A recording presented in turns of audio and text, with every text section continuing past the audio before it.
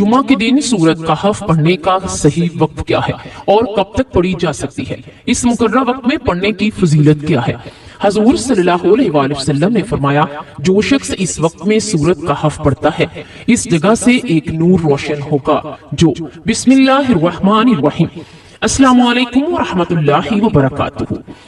میری پیاری بہنوں اور بھائیوں، آج ہم ایک ایسی نعمت اور روشنی کے بارے میں بات کریں گے جو اللہ تعالیٰ نے ہمیں بھیجی ہے، قرآن پاک، اور اسی قرآن کی ایک ایسی سورت جو مومن کے دل کو تقویت دیتی ہے، فتنوں سے بچاتی ہے، زندگی کے اہم اسباق سکھاتی ہے۔ سب سے پہلے یہ جان لیجئے کہ قرآن پاک اللہ تعالیٰ کا براہ راست کلام ہے، ہدایت ہے ہر اس بندے کے لیے جو ہدایت چاہتا ہے۔ قرآن نہ صرف پڑھنے کے لیے ہے بلکہ سمجھنے، اس پر غور و فکر کرنے اور عمل کرنے کے لیے ہے۔ نبی کریم صلی اللہ علیہ وآلہ وسلم نے فرمایا، تم میں سب سے بہتر وہ ہے جو قرآن سیکھے اور سکھائے۔ قرآن کے ہر حرف کا اجر ہے اور قرآن قیامت کے دن اپنے پڑھنے والے کی شفاعت کرے گا۔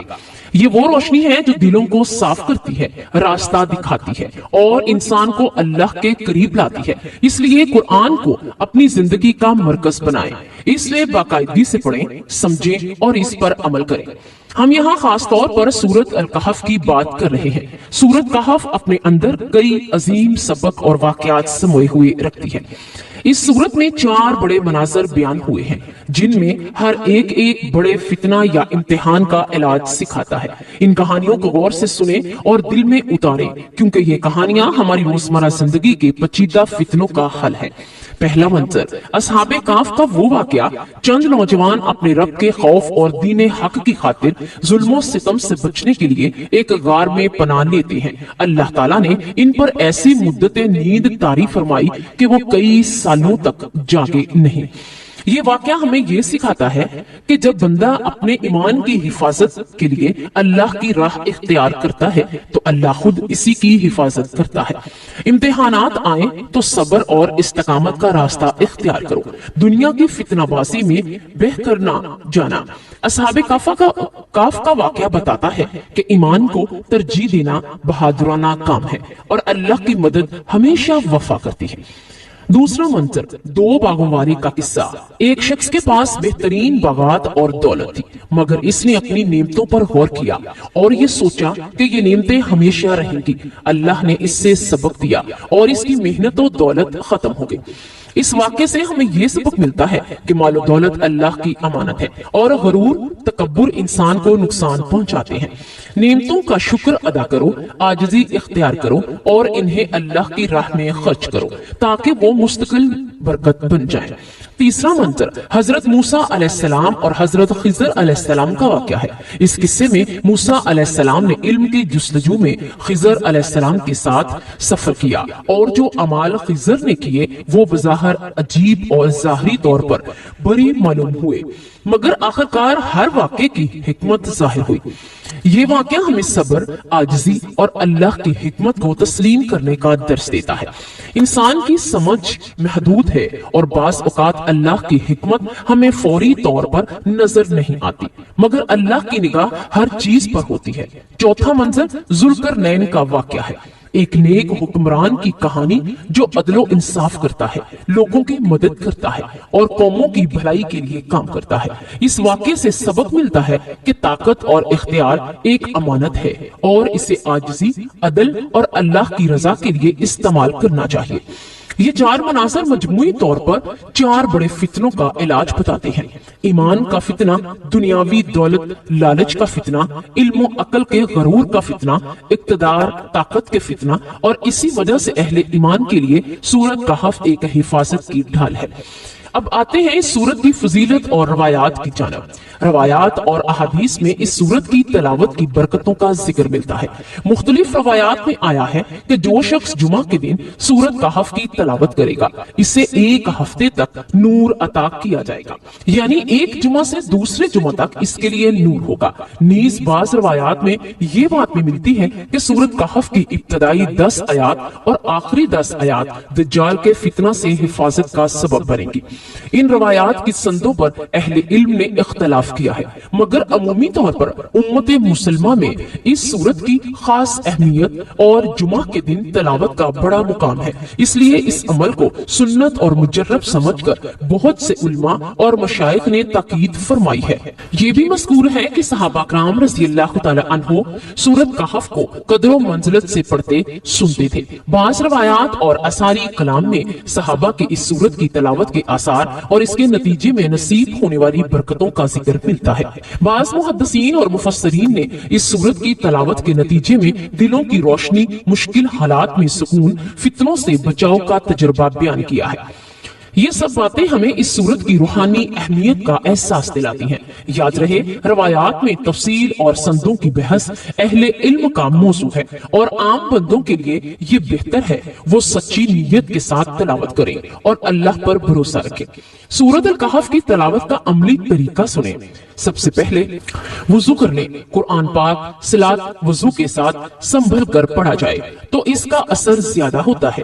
ایک پرسکون صاف جگہ منتخب کریں، قبلہ رخ ہو جائیں اور دل کو خاموش کریں۔